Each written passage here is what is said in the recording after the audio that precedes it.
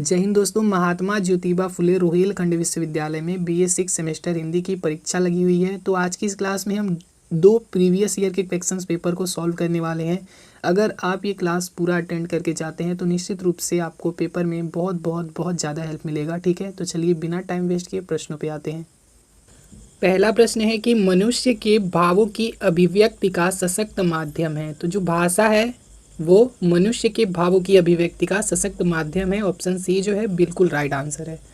चलिए दूसरा प्रश्न देखते हैं। दूसरा प्रश्न है कि अपभ्रंश भाषा का काल इनमें से है।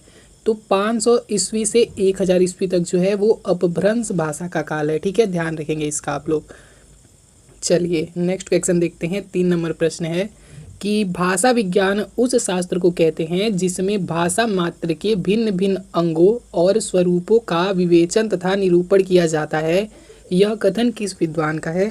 तो ये जो कथन है ये है भोलानाथ तिवारी का। ऑप्शन सी बिल्कुल राइट आंसर है। चलिए फटाफट आगे बढ़ते हैं दोस्तों। ये DDU का क्वेश्चन पेपर है ना, काफ़ी ज़्यादा इंपॉर्टेंट है और इस प्रश्न पत्र से सीधे आपकी परीक्षा में प्रश्न पूछे जा सकते हैं, इसीलिए एक भी प्रश्न मिस मत कीजिएगा। टोटल 100 क्वेश्चन है दोस्तों। ठीक है, चलिए चौथा प्रश्न है हिंदी को राजभाषा के रूप में मान्यता कब मिली? तो 14 सितंबर सन 1949 को मिली थी। Option B is right answer.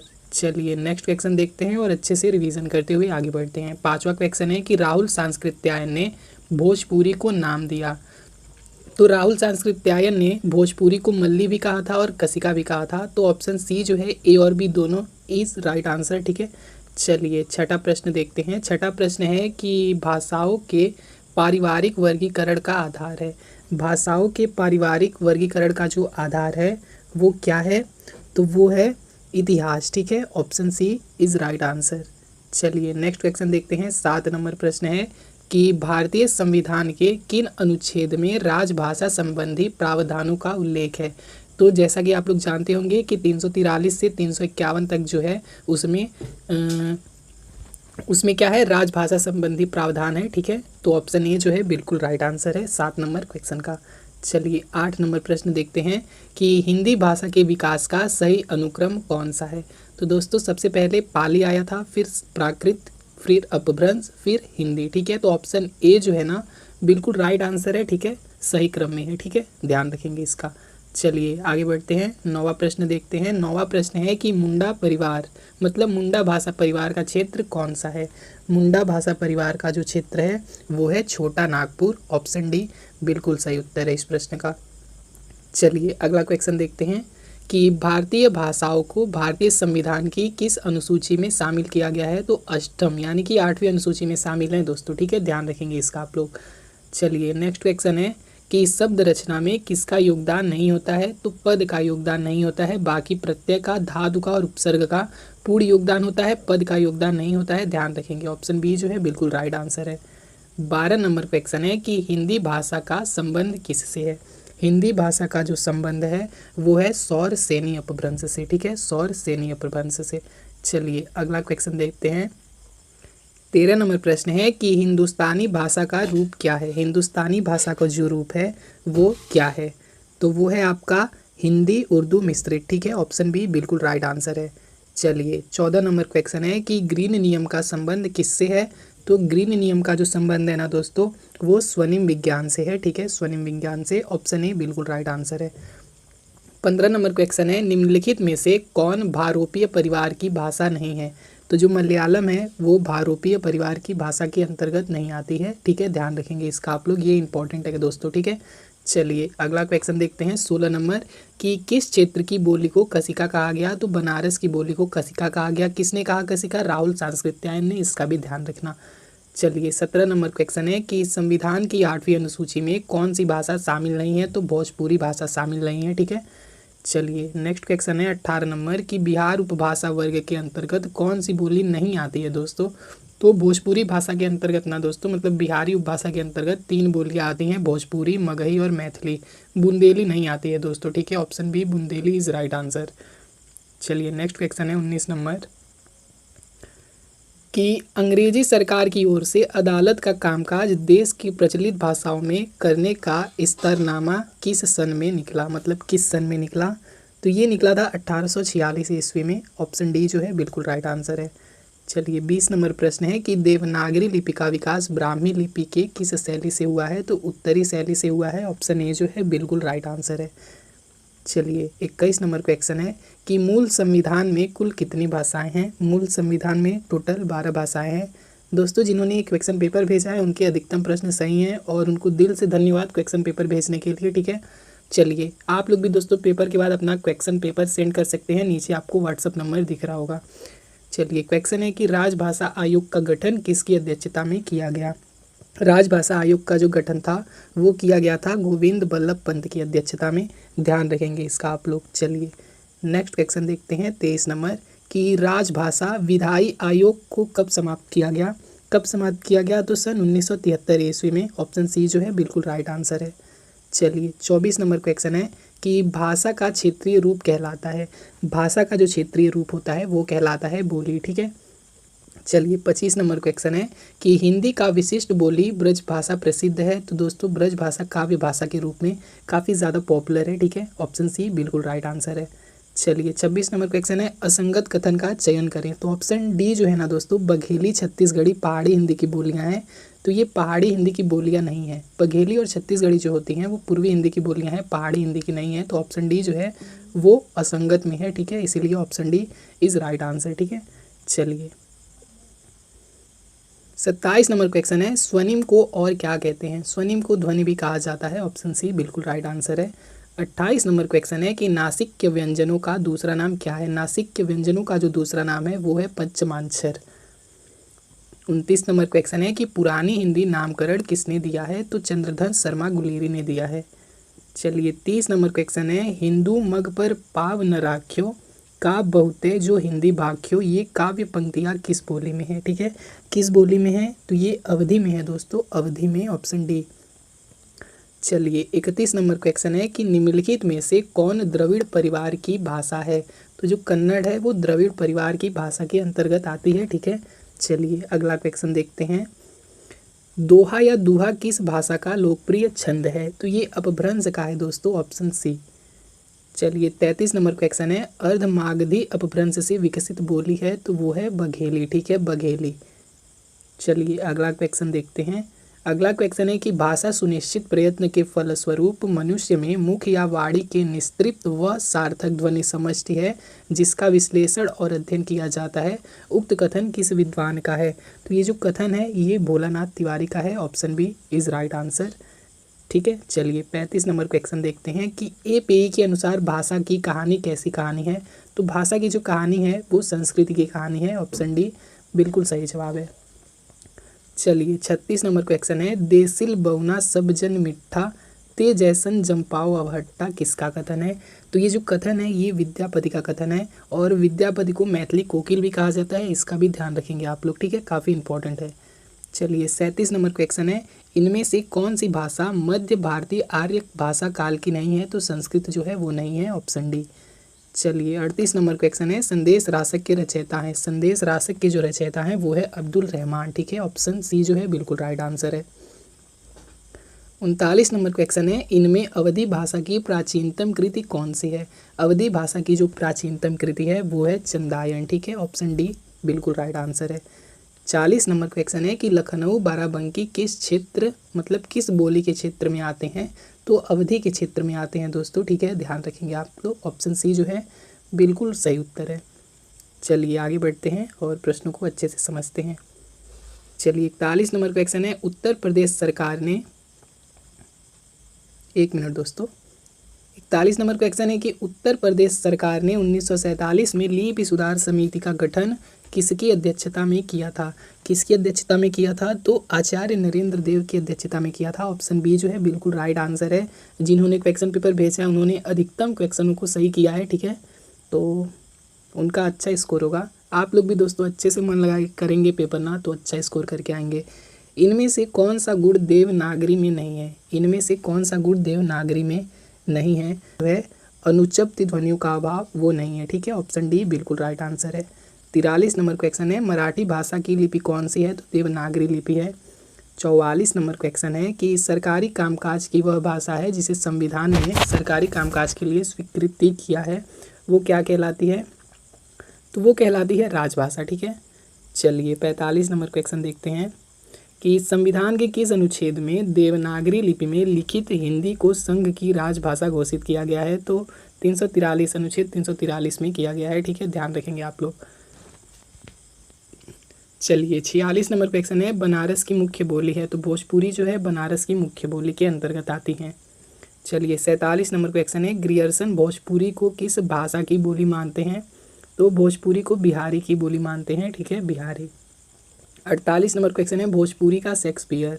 Bhojpuri का शेक्सपियर किसको कहा जाता है, भिखारी ठाकुर को कहा जाता है। चलिए 49 नंबर क्वेश्चन है कि भोजपुरी भाषा की उत्पत्ति किस अपभ्रंश से हुई है। तो मागधी से हुई है दोस्तों, ठीक है। और दोस्तों इस प्रश्न पत्र का आखिरी क्वेश्चन है 50 नंबर कि किस लिपि को बाएं से दाएं ओर लिखा जाता है। तो ब्राह्मी लिपि को दोस्तों बाएं से दाएं ओर लिखा जाता है, ठीक है, ध्यान रखेंगे इसका आप लोग।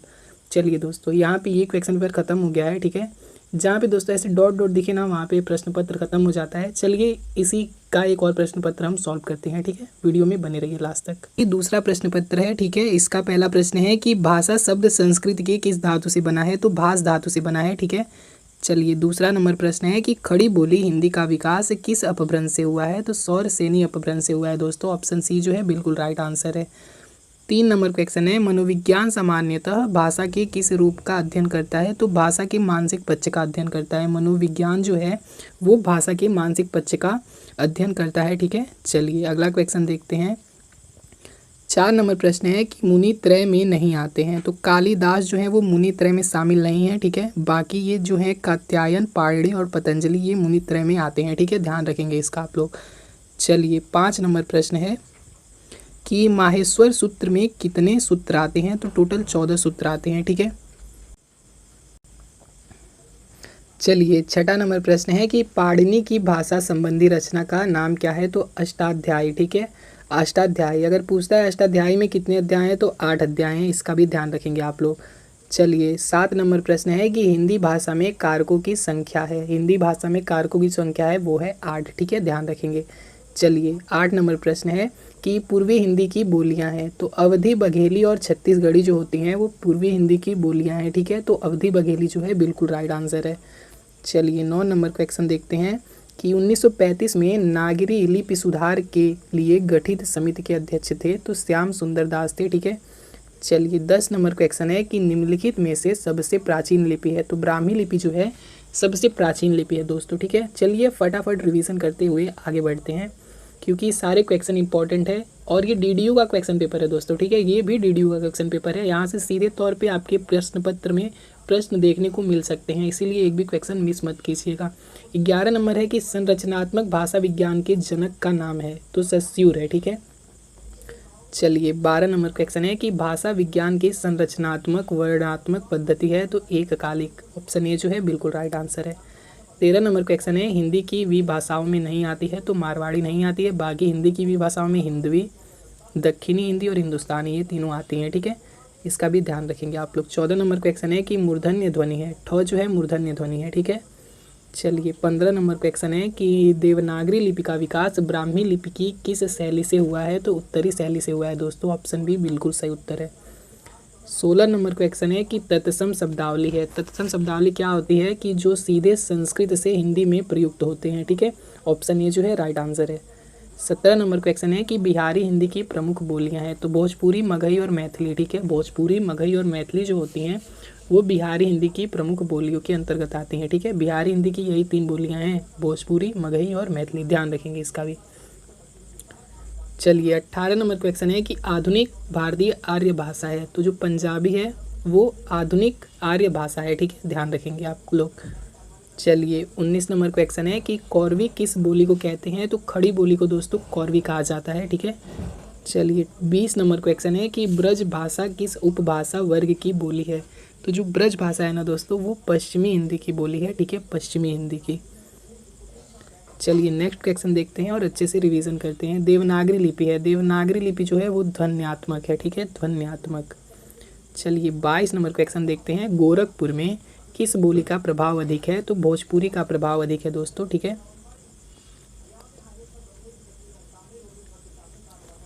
23 नंबर क्वेश्चन है कि देवनागरी लिपि का गुण नहीं है। तो अनुच्चरित ध्वनियों का अभाव देवनागरी लिपि का गुण नहीं है।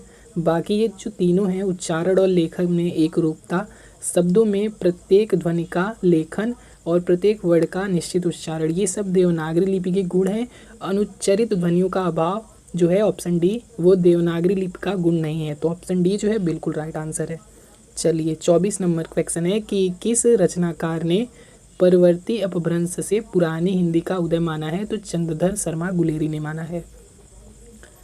25 नंबर क्वेश्चन है कि अवहट्ट शब्द का सर्वप्रथम प्रयोग किस ग्रंथ में मिलता है? तो वर्ण रत्नाकर में मिलता है। ठीक है। चलिए 26 नंबर क्वेश्चन है कौन सा शब्द देशज नहीं है? तो पुटकर जो है वो देशज नहीं है। बाकी ढिबरी, पगड़ी और ढोर जो है देशज शब्द हैं। ठीक है। चलिए 27 नंबर क्वेश्चन है इनमें कौन सा शब्द तद्भव है? तो भंवरा जो है वो तद्भव है। ठीक है। चलिए 28 नंबर क्वेश्चन है नारियल शब्द का तत्सम रूप है? तो नारिकेल जो है नारियल शब्द का तत्सम रूप है। 29 नंबर क्वेश्चन है असंगत शब्द युग्म है? तो गमला पुर्तगाली जो है ये असंगत है दोस्तों। ठीक है। चलिए 30 नंबर क्वेश्चन है जिन शब्दों की व्युत्पत्ति का पता नहीं चलता उन्हें कहा जाता है? तो उन्हें देशज कहा जाता है। ऑप्शन सी देशज। 31 नंबर क्वेश्चन है कि प्रत्यय के आधार पर ल किस प्रकार की ध्वनि है? तो पार्श्विक ध्वनि है, पार्श्विक ध्वनि। ठीक है। चलिए 32 नंबर क्वेश्चन है रिक्शा, रिक्शा शब्द कैसा शब्द है? विदेशी शब्द है रिक्शा, ध्यान रखेंगे इसका। ऐसे ही प्रश्न पूछे जाएंगे परीक्षा में। प्रत्येक वर्ग के प्रथम, तृतीय, पंचम वर्ण की ध्वनियों को क्या कहा जाता है? तो अल्प प्राण कहा जाता है दोस्तों। चलिए यहाँ पे दोस्तों कुछ क्वेश्चंस मिस हो गए हैं। ठीक है। जिन्होंने भेजा है वो शायद भूल गए हैं एक पेज भेजना, तो कोई बात नहीं, दिल से धन्यवाद उनका। चलिए देखते हैं 42 नंबर क्वेश्चन। तेल शब्द का उदाहरण है? तेल शब्द मतलब उदाहरण है कैसा? अर्थ संकोच। ठीक है। अर्थ संकोच का। चलिए नेक्स्ट क्वेश्चन है कि पश्चिमी हिंदी का विकास किस अपभ्रंश से हुआ है? तो सौरसेनी अपभ्रंश से हुआ है, सौरसेनी अपभ्रंश से। चलिए 44 नंबर क्वेश्चन है निम्नलिखित में से अल्प प्राण सघोष ध्वनि है? तो ग जो है वो अल्प प्राण सघोष ध्वनि है, ध्यान रखेंगे दोस्तों। आप लोग अच्छे से क्लास किए होते तो ये प्रश्न आपको समझ में आते, बट अब क्या, आप तो बस रिवीजन करके जाना है क्योंकि अब टाइम नहीं बचा है। निम्नलिखित में से सत्य कथन नहीं है? सस्यों ने भाषा के 4 पक्ष माने हैं, ये जो कथन है वो सत्य नहीं है दोस्तों। ठीक है। चलिए 46 नंबर क्वेश्चन है ह ध्वनि है? ह ध्वनि जो है वो कंठव्य है, कंठ्य। ठीक है, कंठ्य।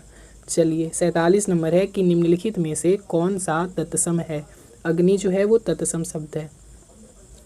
48 नंबर क्वेश्चन है कि निम्नलिखित में अर्धस्वर है? तो य और व जो है वो अर्धस्वर है। ठीक है।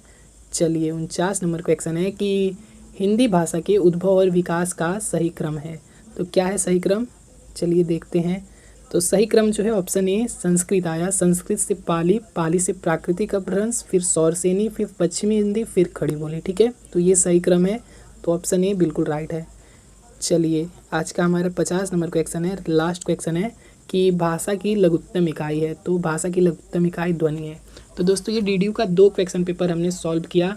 यहाँ से दोस्तों सीधे तौर पे आपके पेपर में प्रश्न पूछे जा सकते हैं। ठीक है। तो होप करता हूँ वीडियो यूज़फुल रहा होगा। और दोस्तों प्लीज़ आप लोग अपना क्वेश्चन पेपर इस नंबर पे सेंड कर दिया करिए। ठीक है। क्योंकि अगर आप लोग क्वेश्चन पेपर सेंड करेंगे तो काफ़ी बच्चों को उससे हेल्प मिलेगा। ठीक है। और दोस्तों डिस्क्रिप्शन में लिंक मिला है, वहाँ पे 2 मैराथन क्लास है, आप लोग उसको अटेंड करके जाना पेपर देने, उससे आपको बहुत बहुत बहुत ज़्यादा हेल्प मिलेगा। ठीक है। तो आप लोग उसको भी देख लीजिए। ऑल द बेस्ट, अच्छे से पेपर दीजिए। ठीक है।